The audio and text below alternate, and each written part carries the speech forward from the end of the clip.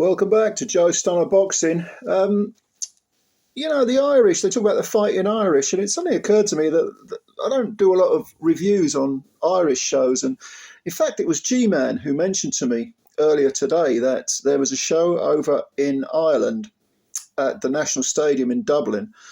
It's called A Night of Champions, and it's on DAZN. So I thought I'd take a look at it, and it was a good card. It's a good card, and there were a few BUI Celtic titles on the line, and the headliner, which as I'm doing this video has yet to happen, is for the BUI Irish welterweight title. Now the Irish welterweight title will be over 10 rounds, but the Celtic belts are over 8 rounds, so a little bit less than the British Boxing Board of Control designate.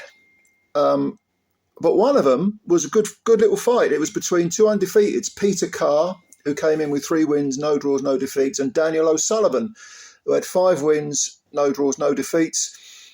This was for the BUI Celtic middleweight title, which was vacant, like I say, over 8 rounds.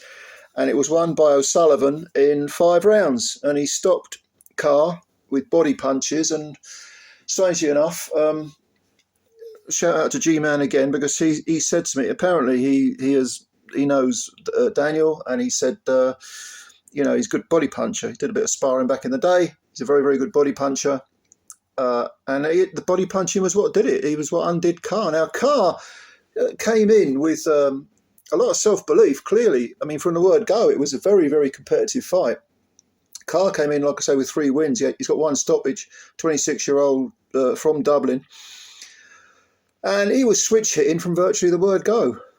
He looked a bit taller than O'Sullivan, a little bit flashier perhaps. O'Sullivan had a bit more, I don't know, he looked like he had heavier hands. He looked like he was there was less flash and dash to him, a bit more perhaps conventional. I mean, he wasn't switch hitting, put it that way. He's just an orthodox fighter who fought from an orthodox stance, whereas CARR was sort of slipping and sliding a bit. Not to say he was running. He wasn't running by any stretch of the imagination. And for 2-3 rounds, I thought this was a very competitive fight indeed. But it was noticeable how, as the fight progressed, O'Sullivan was sinking in some nice body punches. It's not to say he wasn't getting hit. He was. CARR was getting, I think it was the 2nd or 3rd round, he landed a really good right hook over the top, which caught O'Sullivan flush, but he took it very well. But O'Sullivan was putting that, gentle's the wrong word, subtle is the better word, pressure on CARR, moving forward constantly, not taking a step back, fought from a bit of a crouch to sort of minimise the target. And he's only got 1 KO. He only had 1 KO in the 5 wins coming in. He's got 2 now, 2 in 6. He's another lad from Dublin, 29 years of age, and he looks like, if at 29, he's probably, I mean, that's not a lot of pro fights, is it? If you're a 29-year-old, 6 pro fights.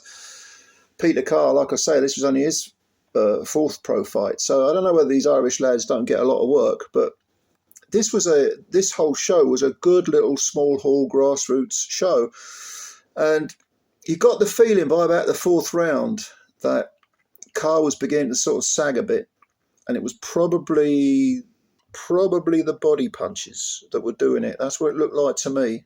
And a couple of body punches down the middle, which, some of us speak from experience, they really hurt. The old solar plexus jobs, very, very, catch them right on the solar plexus and they will be in some serious trouble, the opponent. And it seemed to me that's what was happening. And in the 5th round, I can't remember offhand whether it was a left hook to the body? I think it might have been. But CARR took a knee and he looked hurt. But that was kind of the straw that broke the camel's back. That's the impression I got. CARR got up. He looked like he was still a bit distressed, to be honest, but showed a lot of grit, fought back, and there was another hook to the body from O'Sullivan that CARR almost took a knee again. His hands dropped. I mean, he was hurt, visibly, and he pulled back to the ropes.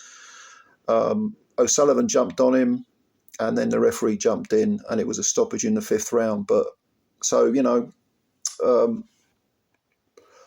I mean, believe it or not, this is the second Celtic belt that O'Sullivan's won in 2 consecutive fights. He only had 6 fights because he won the super welter belt last time out against Sean Murray, who was also on this card, fighting on this card. Another undefeated fighter. So it seems that these Irish lads are not getting a lot of work. They're probably going to have to travel overseas to get the work.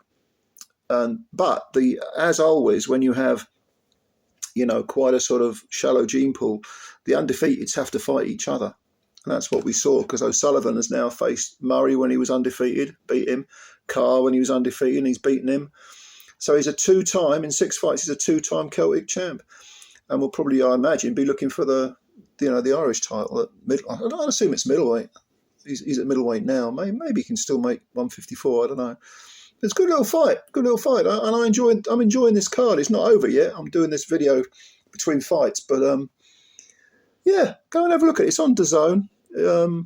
A lot of these fights, all of them are 8-rounders or less, and the only one that's a 10-rounder is the Irish welterweight title fight, which is going to be between a guy called Kelly and another guy called I've forgotten his name now. Geraghty, I think his name might be. I've got to be honest, I don't know a lot of these fighters. And like I say, it was only G-Man who gave me the thumbs up or the heads up on this particular card. It's on DAZN, it's free, so go and have a look at it. But let me know what you think. If you've got any opinions, and of course, as usual, if you like this video, hit the like button and also subscribe to the channel as well if you're new, and spread the word about Joe's Son of Boxing. Many, many thanks. More to come, and bye for now.